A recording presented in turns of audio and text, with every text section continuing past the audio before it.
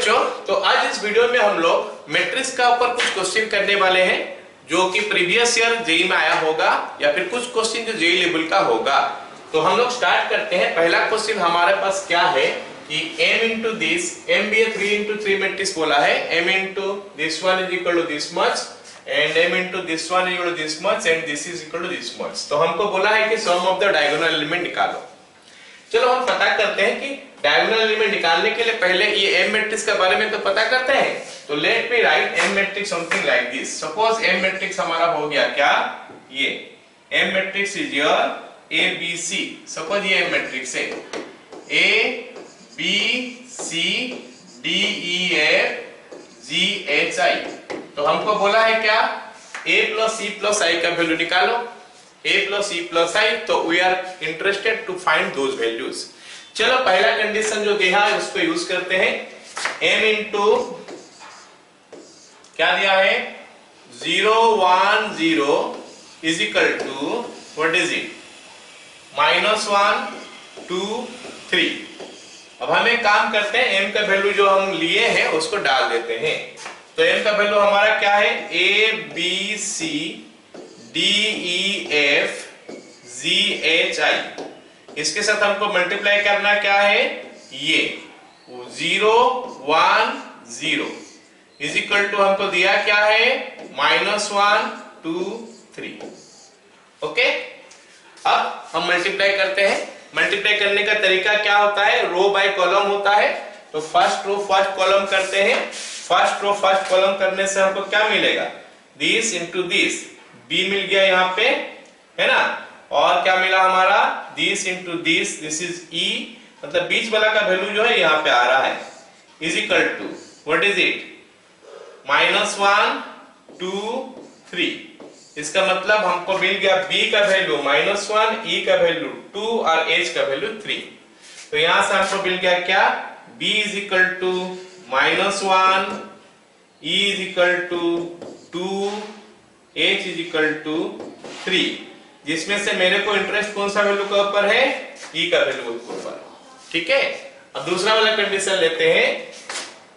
m into क्या दिया है 1 -1 0 इज इक्वल टू, वहां पे कितना है हमारा 1 1 -1। अब एक काम करते हैं, m का वैल्यू वापस डालते हैं जैसे हम लोग यहाँ पे किए थे उस हिसाब से। ठीक है ना। m का वैल्यू हो गया हमारा a b c d e f g h i। इसके साथ हम मल्टीप्लाई क्या करने वाले हैं, 1 -1 0 इज इक्वल टू क्या हो रहा है 1 1 -1। अब मल्टीप्लाई करते हैं। मल्टीप्लाई करने से हमको क्या मिलेगा, फर्स्ट रो फर्स्ट कॉलम, तो ये हो गया हमारा a minus b। Second row first column d minus e। Third row second first column g minus h। चलो इसका वैल्यू हमको दे दिया है 1 1 -1। अब हम एक काम करते हैं, इसमें से इक्वेट करते हैं फर्स्ट को। तो a माइनस b का वैल्यू 1 हो गया, जिससे कि हमको b का वैल्यू पहले से पता चल चुका है। Therefore a minus b is equal to 1 implies b का वैल्यू कितना है -1। तो मतलब a प्लस 1 हो जाएगा, a plus 1 is equal to 1। इसका मतलब a का वैल्यू निकल के आ गया 0। ओके, अब देखते हैं d minus c is equal to 1। d minus e is equal to 1 implies d minus e का वैल्यू कितना है, e का वैल्यू हमारा 2 है। d minus 2 is equal to 1, मतलब d का वैल्यू हो गया हमारा कितना 2 3। d का वैल्यू हमारा 3 हो गया। अब हम तीसरा इक्वेट करते हैं, g minus h। g minus h is equal to -1। g minus h is equal to -1 implies, यहाँ पे h का वैल्यू पता है, तो g minus 3 is equal to -1। g minus 3 is equal to -1, मतलब g का वैल्यू हो गया हमारा 2। इसमें हमको इंटरेस्ट कौन सा चीज में है, e का वैल्यू का ऊपर, जो कि पहले निकाल चुके हैं a का वैल्यू का ऊपर। a हमारा हो गया क्या 0। मतलब ए मिल गया है, ई मिल गया है। अब खाली हमको आई निकालना है, तो फिर हम सम ऑफ द एलिमेंट निकाल सकते हैं। चलो फिर से ऑफर जानते हैं। m इंटू क्या दिया है वो, तीसरा वाला condition, what is it, m into 1 1 1, m into 1 1 1 is equal to 0 0 12। तो m का वैल्यू फिर लिखते हैं a b c d e f g h i is equal to 0 0 12। Okay, साथ में 1 1 1 भी है ना, इंटू 1 1 1 इज इक्वल टू 0 0 12। ठीक है, अब एक काम करते हैं, बाकी दोनों को छोड़ देते हैं, इसको मल्टीप्लाई कर देते हैं, इनफैक्ट कर ही लेते हैं। a plus b plus c d plus e plus a g plus h plus i is equal to 0 0 12। हमको इंटरेस्ट है किसमें, i का वैल्यू का ऊपर, तो थर्ड वाला हम इक्वेट कर लेते हैं। थर्ड वाला अगर इक्वेट कर लेंगे तो हमको क्या मिलेगा, g plus h plus i is equal to 12। Third element equate कर दिए, जिसमें से कि ये g और h का वैल्यू हम पहले ही निकाल चुके हैं। g का वैल्यू कितना निकला है, g का वैल्यू 2 है ना, और h का वैल्यू हमारा कितना है, 3 है। 2 और 3 हो गया, तो 2 plus 3 plus i is equal to 12, मतलब i का वैल्यू हो गया कितना, 7। Therefore a plus e plus i is equal to a 0 है, e का वैल्यू 2 है, इसका वैल्यू 7 है, तो आंसर हो गया इसका 9। तो डायगोनल इनका सम का आंसर हो गया हमारा क्या, 9। ऑप्शन सी करेक्ट हो गया इसमें। ओके, चलो अब अगला सवाल देखते हैं। अगला सवाल हमको क्या दिया है, ठीक है, बोला है कि a is equal to this, b is equal to this, a b belongs to natural number. तो उसके बाद बोला है कि ये चार ऑप्शन में से क्या होगा, there cannot exist any b such that ab is equal to ba, there exist more than one but finite number of b's such that ab is equal to ba। तो एक काम करते हैं, ab और ba निकालते हैं। यहाँ पे सारे बिट में ab और ba के बारे में पूछा है, तो ab निकालते हैं, ba निकालते हैं। तो ab का वैल्यू क्या होगा देखते हैं। ab हो गया हमारा क्या, 1 2 3 4, इसके साथ मल्टीप्लाई हो गया क्या, a 0 0 b। तो मल्टीप्लिकेशन सबको आता है, कैसे करते हैं, फर्स्ट रो फर्स्ट कॉलम, तो ये a हो गया फर्स्ट रो सेकंड कॉलम, ये 2b हो गया second row first column, 3a हो गया second row second column, 4b हो गया। दिस इज योर ab, ये हमारा ab हो गया। अब ba निकालते हैं, कितना होगा देखते हैं। ba इज इक्वल टू, उल्टा लिखते हैं फिर, a 0 0 b, इसके साथ मल्टीप्लाई हो गया कौन, 1 2 3 4। अब मल्टीप्लाई होने के बाद कितना मिलता है चेक करते हैं। First row first column, so that is a, first row second column, that is 2a, second row first column, that is 3b, second row second column, that is 4b। तो अब देखते हैं कि अगर ab is equal to ba होता है तो क्या बनना चाहिए। If ab is equal to ba, if ab is equal to ba, तो हम देख सकते हैं ab एक मैट्रिक्स है और ba भी एक मैट्रिक्स है, और हमको पता है कि दो मैट्रिक्स जो है वो कब इक्वल होता है, जब उनका कॉरेस्पॉन्डिंग एलिमेंट इक्वल होता है। तो इनका कॉरेस्पॉन्डिंग एलिमेंट बोलने से a की जगह में a है, ठीक, b के जगह में b है ना, सॉरी 2b के जगह में 2a है, तो हम इक्वेट करेंगे 2b is equal to 2a, हो गया।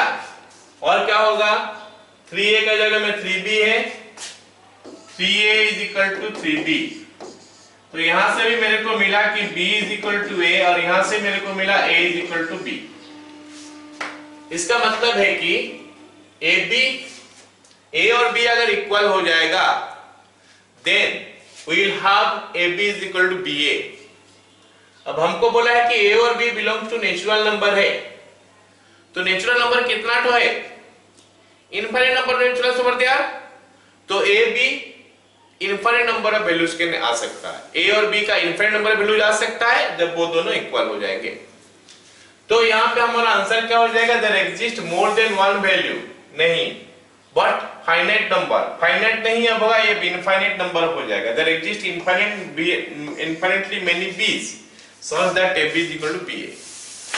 तो जब जब ये दोनों इक्वल हो जाएगा ना, तब तक ab और ba सेम होते रहेगा, ab और ba का वैल्यू सेम होते रहेगा जब तक ये दोनों इक्वल होते रहेगा।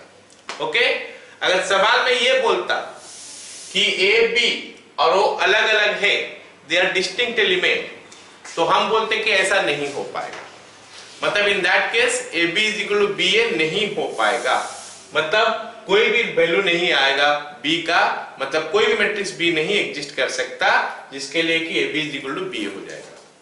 चलो, तो फिर ये सवाल का आंसर क्या हो जाएगा, there exist infinitely many b such that ab is equal to ba। अब हम तीसरा क्वेश्चन में आते हैं। तीसरा क्वेश्चन हमको क्या दिया है, a मैट्रिक्स दिया है, b मैट्रिक्स दिया है, c मैट्रिक्स दिया है। अब हमको उसके बाद पूछा है कि देन द वैल्यू ऑफ किसका पूछा है, trace of a plus trace of a into bc by 2 plus trace of a into bc का square by 4 plus trace of a into bc का क्यूब बाई 8, ऐसे करके करके इनफाइनाइट नंबर ऑफ गया है, तो फिर उसका वैल्यू बताना है कितना है। हमको आंसर दिया है 6, 9, 12 और उसके बाद नॉन ऑफ दिस। चलो पता करते हैं कि इसका वैल्यू हम कैसे निकालें। दिखाई दे रहा है काफी लंबा, काफी कॉम्प्लिकेटेड, लेकिन हमको दिखाई दे रहा है कि हर टर्म के साथ ऑलमोस्ट जुड़ा हुआ है b इंटू सी। तो हम b इंटू सी निकाल के देखते हैं कि क्या कुछ उसमें सिग्निफिकेंट चीज आने वाला है, देखते हैं। b इंटू सी करेंगे तो फिर पता चलेगा हमको कि क्या होगा। तो b into c is equal to b into c is equal to b का वैल्यू कितना है 3423 इंटू c का वैल्यू 3 माइनस 4 और माइनस 2 3 ये दिया है। अब हम मल्टीप्लाई करके देखते हैं कितना मिलता है।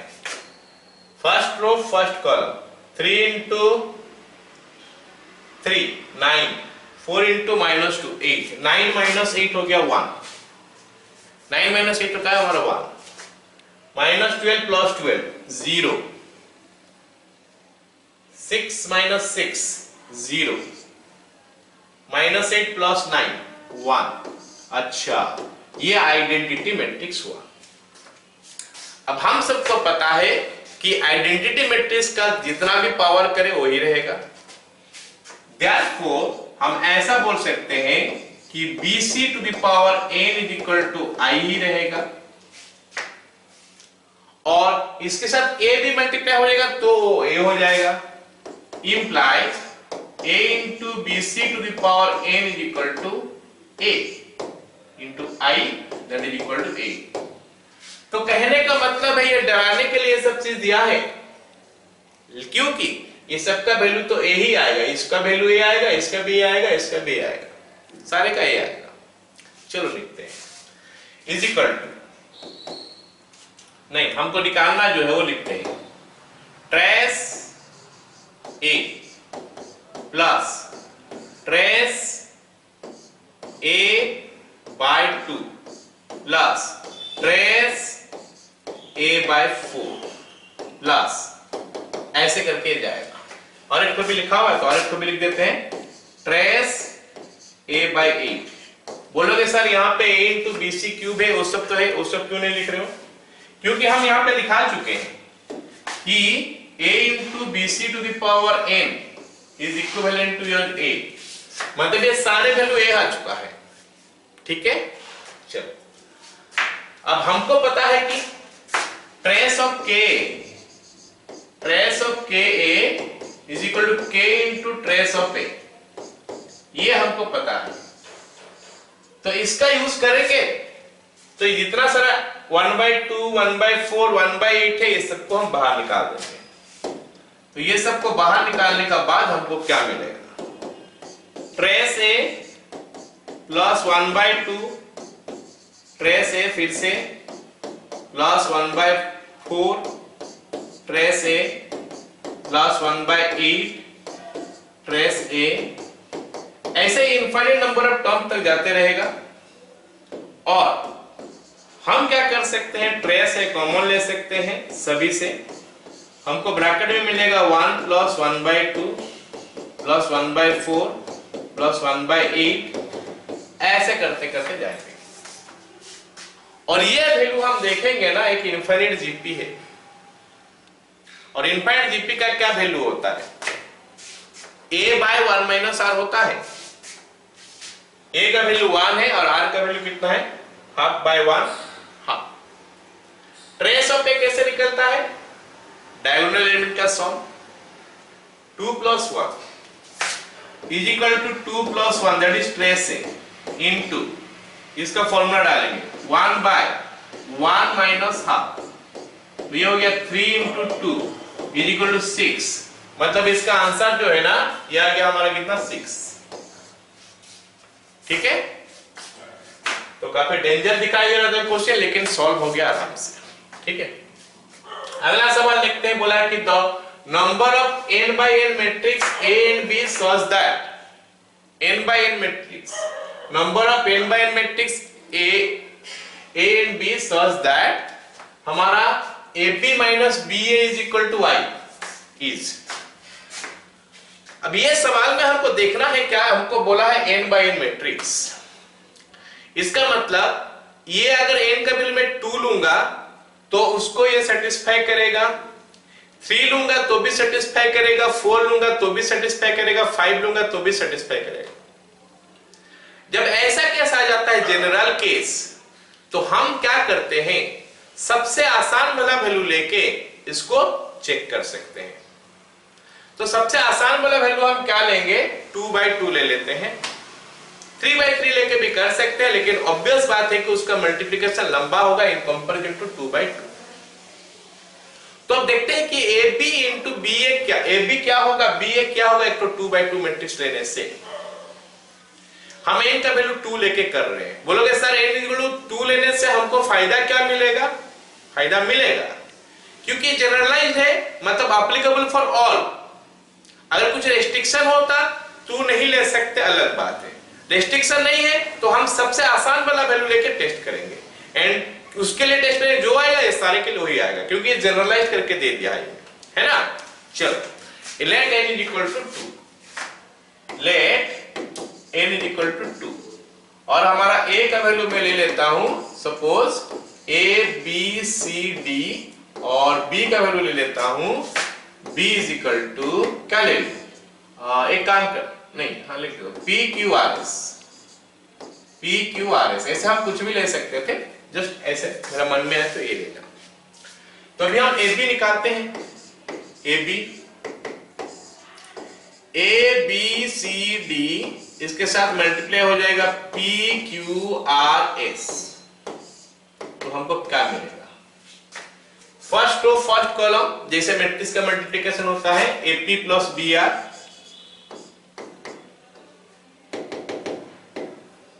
AP plus BR, first row first column AQ plus BS,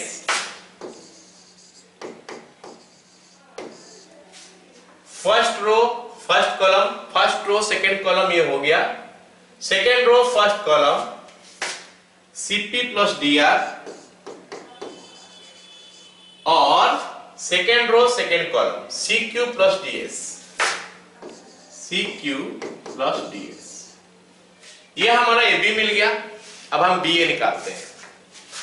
BA उल्टा लिखेंगे PQRS, और उसके साथ मल्टीप्लाई हो जाएगा क्या? ABCD। इज इक्वल टू क्या होता है देखते हैं, है ना। First row first column AP plus QC, then first row second column BP plus QD, BP plus QD, उसके बाद second row first column AR plus CS,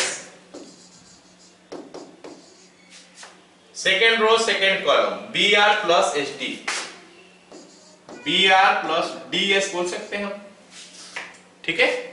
AB और BA निकल गया। अब हम एक काम करते हैं, AB माइनस BA निकालते हैं, AB minus BA, AB minus BA हमारा क्या होगा, ये AB है BA है, माइनस कर देते हैं तो AP plus BR minus AP minus QR QC, तो AP और AP कैंसिल हो जाएगा, BR minus QC, BR minus QC ये हो गया। अब इसके साथ इसको मल्टीप्लाई माइनस करेंगे तो इसमें कोई कैंसिल नहीं हो रहा, तो सारे के सारे ये दोनों माइनस में आ जाएगा। AQ plus BS, AQ plus BS minus BP minus QD, minus BP minus QD, ये हमको मिला। अब सेकेंड रो सेकेंड रो का फर्स्ट एलिमेंट, सेकेंड रो का फर्स्ट एलिमेंट, इसमें भी कुछ कैंसिल नहीं हो रहा तो सारे ये दोनों माइनस हो जाएगा। CP plus DR, CP plus DR minus AR minus CS, AR minus CS। अब ये हो गया क्या, दिस माइनस दिस, तो इसमें DS सेम है तो CQ minus BR, CQ minus BR। हमको सवाल में बोला है कि ये एक यूनिट मैट्रिक्स है, मतलब 0 1 1 0 है, गड़बड़ लिख दिया ना यूनिट मैट्रिक्स, 1 0 0 1। चलो अब हमको देखना है कि ऐसा क्या वैल्यू आएगा A B C D P Q R S के लिए, जिसके लिए कि ये 1 होगा, ये 1 होगा और ये 0 होगा, ये 0 होगा। बहुत सारे वेरिएबल्स है यहां पे, लेकिन एक चीज मेरे को दिखाई दे रहा है कि ये और ये दोनों ना माइनस ऑफ ईच अदर है, देख सकते हैं। ये एलिमेंट को अगर मैं x सोचूंगा तो ये हमारा माइनस x हो रहा है, जस्ट चेक इट ना, BR माइनस QC, यहां पे माइनस BR प्लस QC, तो x और माइनस x दोनों 1 कैसे होगा, देयर इज नो वैल्यू, ऐसा कोई वैल्यू है नहीं जिसके लिए कि x का वैल्यू 1 होगा और माइनस x का वैल्यू भी 1 होगा, तो it is not possible. As x is equal to minus x is equal to 1 is never possible, ऐसे कैसे होगा कि x का वैल्यू भी 1 माइनस x का वैल्यू भी 1, नहीं हो सकता ना। इसका मतलब देयर इज नो वैल्यू, ऐसे एग्जिस्ट ही नहीं कर पाएगा। मतलब हमको ऑप्शन में जो दिया है the number of n by matrix A and B, ऐसा कोई मैट्रिक्स मिल नहीं सकता A एंड B में जिसके लिए कि AB माइनस BA हमको एक यूनिट मैट्रिक्स दे देगा, तो हमारा आंसर क्या हो जाएगा, 0। So no such A and B exist. Okay, ठीक, अगला सवाल देखते हैं। हाँ, अगला सवाल देखो क्या बोला है, the number of 3 by 3 non-singular matrix with 4 entries 1 and other entries as 0। तो बोला है कि कितना ठो मैट्रिक्स है 3 by 3 का जिसमें 4 एंट्रीज 1 होगा, चार ठो एंट्रीज 1 होगा और अदर एंट्रीज 0 होगा। अदर एंट्रीज 0 होगा मतलब बाकी सब 0 होगा। तो एक 3 by 3 मैट्रिक्स में कितना एलिमेंट होता है, 9 में से हमारा 4 ठो 1 होगा, बाकी 5 0 होगा। तो इसका मतलब ये तो हो गया कि कोई भी रो का सारे एलिमेंट में हम 0 नहीं डाल सकते क्योंकि नॉन सिंगुलर बोला है। नॉन सिंगुलर मतलब उस मैट्रिक्स का डिटरमिनेंट निकालेंगे तो होना चाहिए कितना 1, नहीं 0 नहीं होना चाहिए। तो कोई भी रो में अगर सारे एलिमेंट 0 कर देंगे तो दिक्कत होगा। तो हमारे पास पॉसिबिलिटी क्या है, इस टाइप का हमारे पास पॉसिबिलिटी क्या है, थोड़ा देखते हैं। एक मैट्रिक्स लेते हैं ए, एक मैट्रिक्स लेके देखने का कोशिश करते हैं कि क्या पॉसिबिलिटी आ सकता है। हमारे पास 1 2 3 4 5 6 7 8 9 ऐसा है 9 में अगर हमारे पास 5 तो 0 पुट करना है, 4 तो 1 और 5 तो 0। सपोज मैं यहाँ पे 0 पुट किया, यहाँ पे 0 पुट किया, यहाँ पे आप नहीं पुट कर सकता है ना। यहाँ पे पुट किया 0, यहाँ पे पुट किया 0 और यहाँ पे हम 0 नहीं पुट कर सकते। तो यहाँ पे हम 0 पुट किए, नहीं यहाँ पे भी नहीं पुट कर सकते, नहीं तो 0 हो जाएगा। तो हम कहाँ पे पुट कर सकते हैं, यहाँ पे पुट कर सकते हैं, है ना। तो ऐसा हो सकता है, दिस इज पॉसिबल। लेकिन इस केस में हमको बाकी 4 जगह में 1 पुट करना पड़ेगा, 1 1 1 1। जरा कोशिश करते हैं इसका वैल्यू निकालने का, क्या होगा। ये एलिमेंट बच गया, दिस इंटू दिस माइनस, अरे वो तो 0 हो जा रहा है, मतलब सिंगुलर मैट्रिक्स आ जा रहा है। तो नॉन सिंगुलर होने हो तो नहीं पा रहा। तो फिर हम नॉन सिंगुलर कैसे करें। तो नॉन सिंगुलर करने के लिए हम ऐसा करेंगे, उसका डायगोनल का एलिमेंट जो है ना उनको 1 डाल देते हैं। चलो जब डायगोनल का एलिमेंट को अगर मैं 1 डाल दूं तो हमको क्या मिलेगा, ये 1 ये 1 ये 1, ये डायगोनल एलिमेंट 1 हो गया। अभी हमारे पास 5 तो 0 को बैठाना है, 1 तो 1 को बैठाना है। अब ये 1 हम कौन सा जगह में बैठाएंगे, कहीं पे भी बैठा दो चलेगा। जैसे सोचो मैं 1 यहां पे बैठा दिया, सोचो कि मैं वो जो चौथा 1 को मैं यहां पे बैठा दिया, मतलब यहां पे 0 यहां पे 0 यहां पे 0 यहां पे 0 यहां पे 0, ऐसे है ना। तो इस केस में हमको देखना है कि इसका वैल्यू क्या मिलेगा, 1 इंटू दिस माइनस दिस हो तो गया, -1 इंटू दिस माइनस दिस हो गया। तो फिर ये 1 को हम कहां बैठा सकते हैं, एक्चुअली में हम कहीं पे भी बैठा सकते हैं, क्योंकि ये जैसे ही डायगोनल एलिमेंट आ गया ना यहाँ पे, तो इसका वैल्यू तो 1 होगा पक्का। ये 1 इंटू दिस माइनस दिस करोगे तो 1 तो होगा ही, क्योंकि बाकी सब 0 होगा। तो ये नॉन जीरो मैट्रिक्स हो जाएगा ऑटोमेटिकली।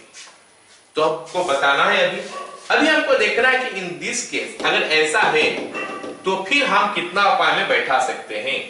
वो जो चौथा 1 को हम कहां बैठा सकते हैं, where can I put the fourth one? So we have 6 places left for 4 ones. Fourth one 1 2 3 4 5 6, मतलब 6 वेज तो एटलीस्ट होगा। 1 को हम बैठा देंगे, 1 को अगर हम बैठा देंगे तो बाकी सबको कहीं पे कुछ बैठा सकते हैं, कोई दिक्कत नहीं। 1 can be the fourth one. The fourth one can be put in any of the 6 place, and a mod यहां पे नॉट इक्वल टू 0 हो रहा है, मतलब a इज नॉन सिंगुलर। तो 6 उपाय तो हो चुका है। लेस देन 4 नहीं होगा, 5 वो भी नहीं होगा, 6 हो सकता है, एटलीस्ट 7 बोला है। देखते हैं आगे बढ़ा और क्या हो सकता है। हमारे पास एक और डायगोनल है, जरा ध्यान से देखना। हमारे पास एक और डायगोनल है, एक और डायगोनल मतलब इस टाइप का डायगोनल। तो अगर उस टाइप का डायगोनल में हम पुट कर देते हैं, क्या मेरे को ऐसा वैल्यू मिलता है, नॉन जीरो वैल्यू मिलने का पॉसिबिलिटी है क्या, देखते हैं। 1 1 1, ये 1 1 1 हो गया। अब अगर मैं इस एलिमेंट को लूं 1 into this minus this into this into this, तो 0 होना ही है 100%, क्योंकि एक तो 0 तो और रहेगा, यहां पे कहीं ना कहीं तो 0 होगा, क्योंकि 1 तो और एक ही तो हो सकता है ना। तो तो 1 को मैं फिर से हमारे पास 6 प्लेस हो गया 1 के लिए। The fourth one can be placed in 6 ways। और यहां पे a mod फिर से 0 नहीं हो रहा है, मतलब और 6 तो मिलेगा, और 6 तो मिलेगा। मतलब क्या हो गया हमारा यहाँ पे एटलीस्ट 7 जो बोला है वो हमारा आंसर हो जाएगा। 6 तो यहाँ पे हो गया, यहाँ पे एक क्या 6 तो मिल जाएगा, तो एटलीस्ट 7 हो जाएगा हमारा आंसर। ये 2010 में आया था और ये क्वेश्चन मैट्रिक्स का ऊपर पूरा नहीं जुड़ा है, मैट्रिक्स के साथ अपना लॉजिक लगाने के लिए बोल रहा है। मैट्रिक्स तो है, इस टाइप का क्या क्या अरेंज करेंगे वो देखना है और डिटरमिनेंट ऑफ द मैट्रिक्स भी निकालना है। कहां गया वो question? Determinant of the matrix भी हमको निकालना है, तो वो भी हमको सीखना चाहिए। वो सीख गए फिर अपना लॉजिक लगाएंगे, अपना दिमाग लगाएंगे कि क्या क्या पॉसिबिलिटीज हो सकता है। काफी सारे क्वेश्चन मैट्रिक्स का ऐसे आता है, कुछ पॉसिबिलिटी के ऊपर बेस करके। The number of 3/3 skew symmetric matrix, तो हमको बोला है क्या स्क्यू सिमेट्रिक मैट्रिक्स है, ठीक है।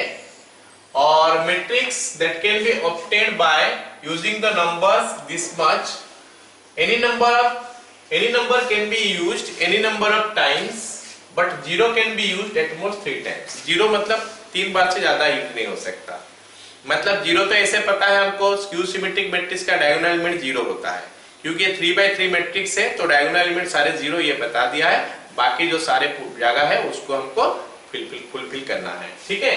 चलो मैट्रिक्स को मैं लिख के थोड़ा विजुअलाइज करते हैं उसको। ये हमारा मैट्रिक्स हो गया 0, है ना।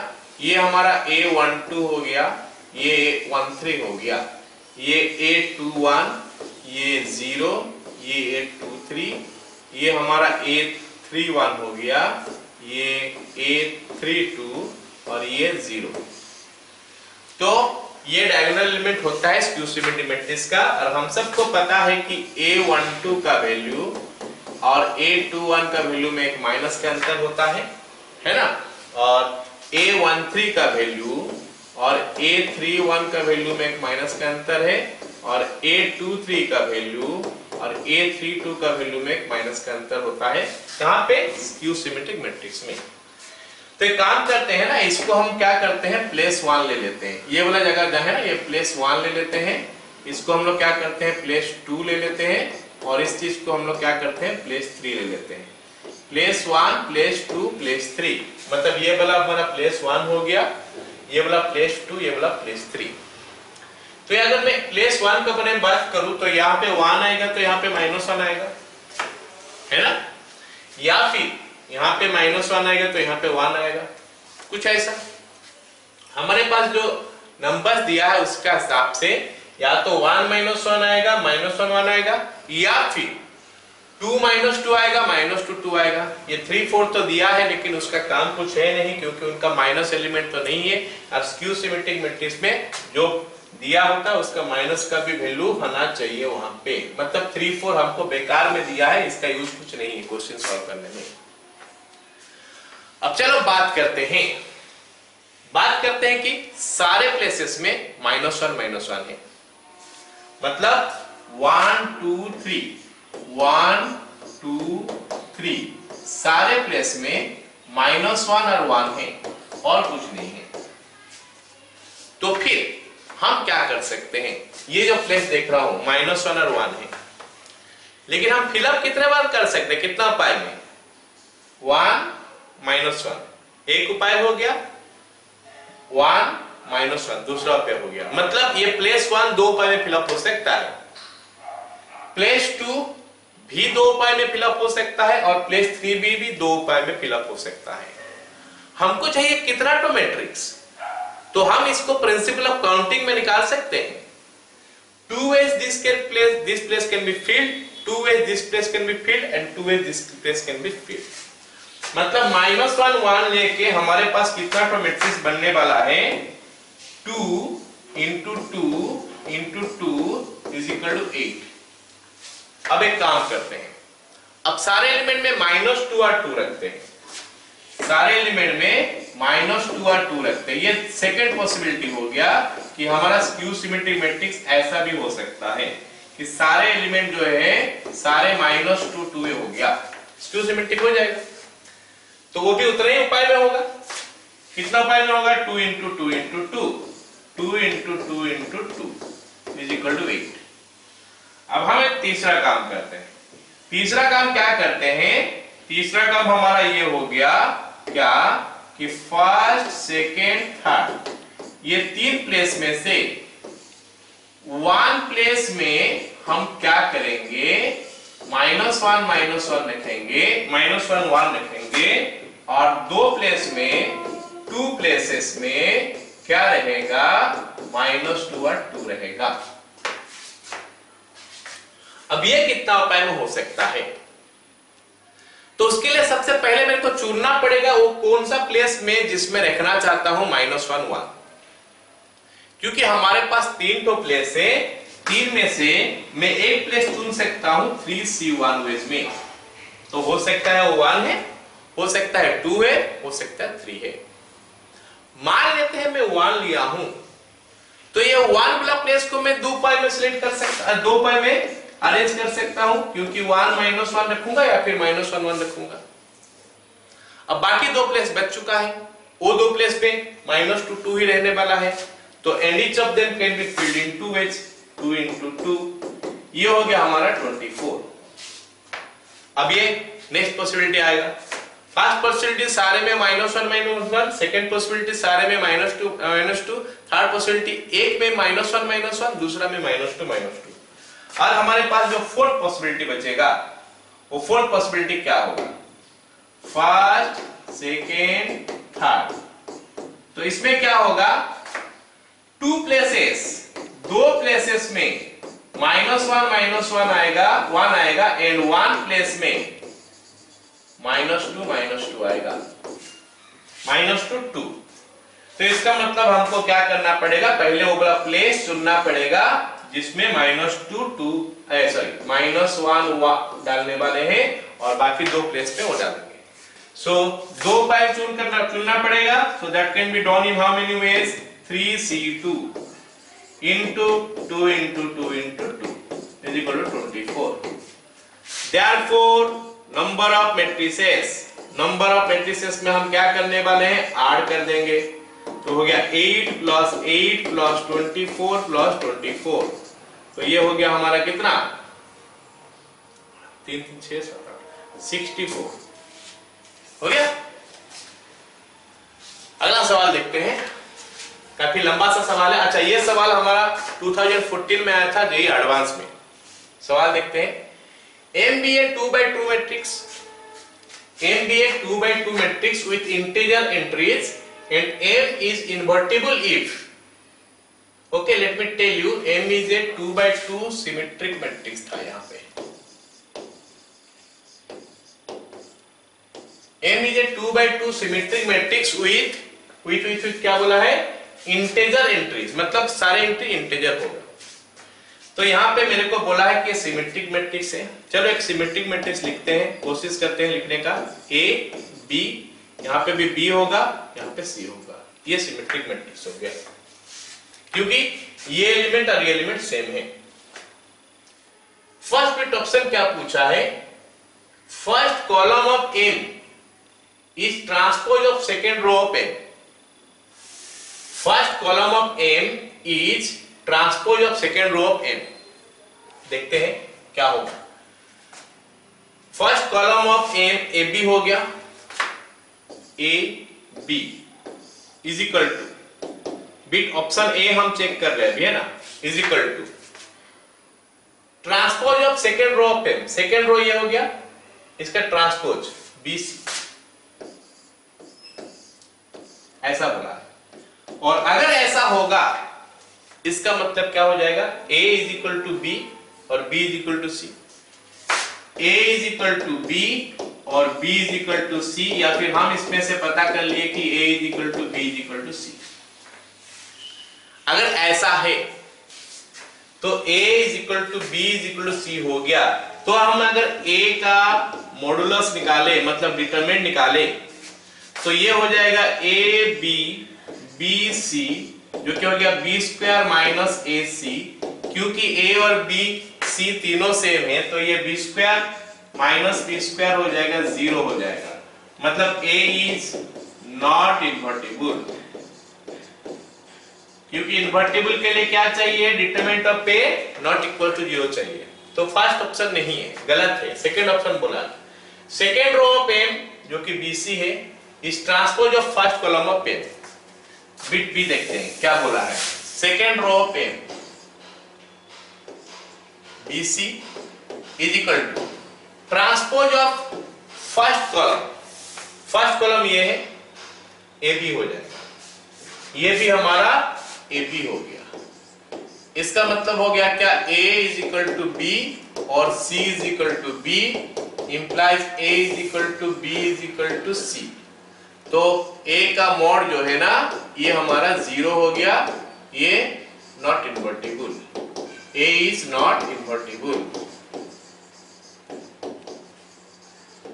तो सेकेंड ऑप्शन भी हमारा गलत हो गया। अब थर्ड ऑप्शन देखते हैं क्या बोला है। अरे हमको क्वेश्चन में m दिया था, मैं a ले लिया, कोई बात नहीं, उसको m लेके भी हम कर सकते हैं। a लेके कर रहा हूं तो a ही ले लेता हूं। m is the diagonal matrix with non-zero entries. m is the diagonal elements with non-zero entries in the main diagonal. अगर m एक तो डायगोनल मैट्रिक्स होगा, m एक तो डायगोनल मैट्रिक्स होगा विथ नॉन-जीरो एंट्रीज, मतलब a 0 0 हम b लिख सकते हैं, या फिर वहां पे c दिया है तो c लिख देते हैं। हम m मैट्रिक्स को लिए हैं a b b c, तो ये कुछ ऐसा होगा। और ऐसा पता है कि a और c are non zero entries बोला है, तो a का मॉड कितना हो जाएगा, या फिर m का मॉड ac। a लिखे हैं तो a में ही करते हैं, a यहाँ पे a हो गया, क्योंकि determinant of a is equal to ac हुआ जो कि 0 नहीं है, मतलब a इज नॉन सिंगुलर। और हम सबको पता है कि नॉन सिंगुलर मैट्रिक्स जो है ना उसका डिटरमिनेंट, उसका इनवर्स निकल सकता है, मतलब a इज इन्वर्टिबल। तो तीसरा ऑप्शन हमारा सही हो गया। चौथा ऑप्शन थोड़ा चेक कर लेते हैं फिर भी क्या बोला है। The product of the entries of the main diagonal is not square of any integer. देखते हैं D, AC minus B square. हमारा a मॉड का वैल्यू अगर निकालेंगे AC माइनस बी स्क्वायर आएगा। AC minus B square is your a mod. हमको सवाल में बोला है कि it is not a perfect square। हमको पता है कि ABC इंटेजर है, तो बी स्क्वायर एक परफेक्ट स्क्वायर होगा। AC परफेक्ट स्क्वायर नहीं है, ये इंप्लाई करता है कि AC minus B square not equal to 0, मतलब A इज इन्वर्टिबल। मतलब चौथा ऑप्शन भी हमारा करेक्ट है। ये एक सवाल जो है आईआईटी में आया था और ये मल्टीपल आंसर करेक्ट वाला था, तो ये ऑप्शन भी सही होगा, इसका ये ऑप्शन भी सही होगा। ठीक है, अगला सवाल देखते हैं।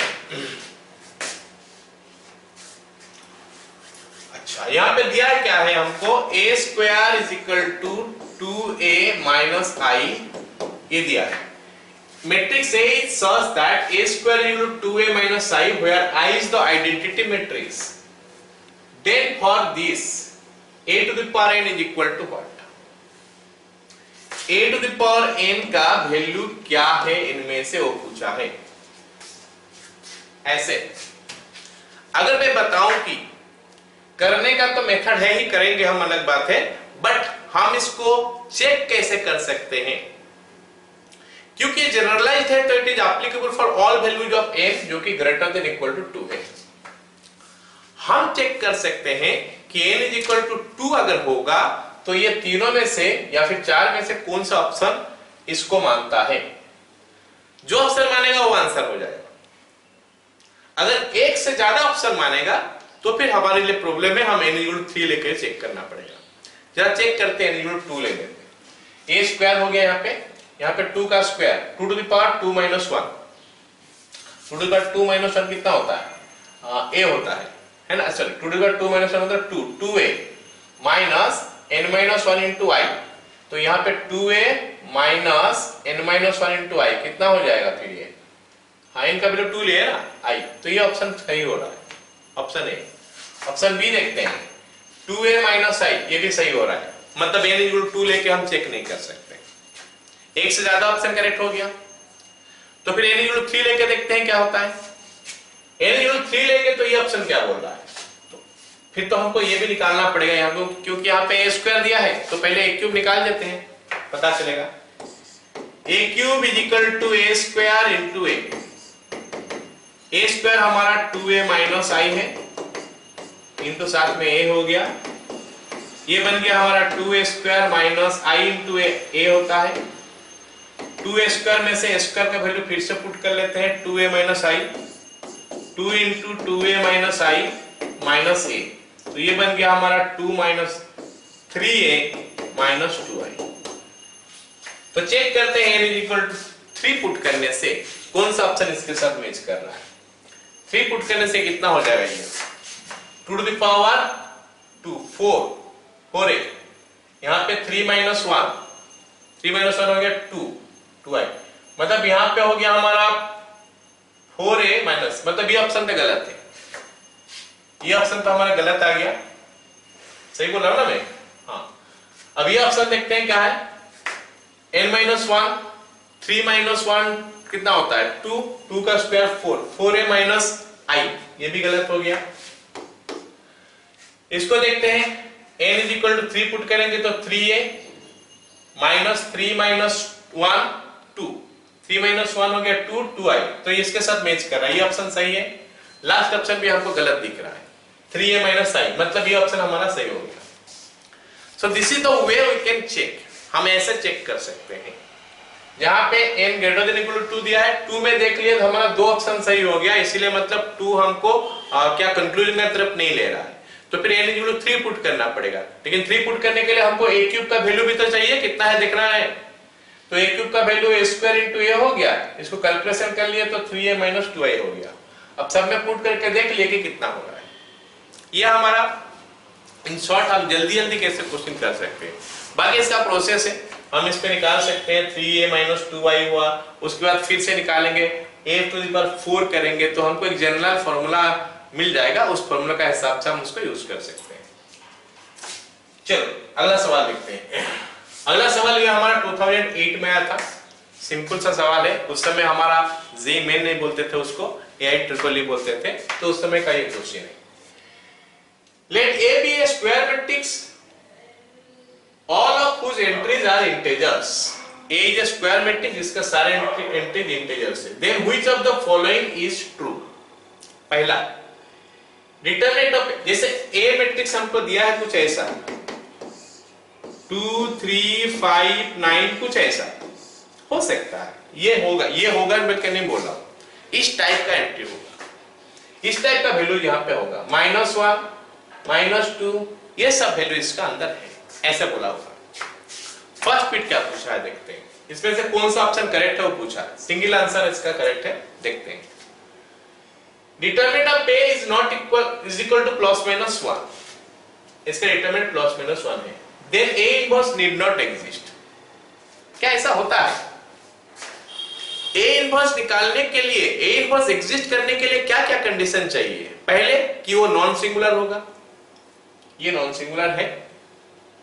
दूसरा वो स्क्वायर मैट्रिक्स होगा, स्क्वायर मैट्रिक्स तो है ही, मतलब ये तो 100% करेक्ट है, क्योंकि A इनवर्स अगर, हाँ इसमें से कौन सा ट्रू है बोला है ना, तो A determinant of A is equal to +-1 है, तो इसका इनवर्स तो मिलेगा ही। यहाँ पे बोला कि नीड नॉट एग्जिस्ट, मतलब ये गलत हो गया, मैं सही बोला था, गलत हो गया। दूसरा ऑप्शन क्या बोला है, if determinant of A is equal to 1, A inverse exist करता है, but all its entries are not necessarily integer.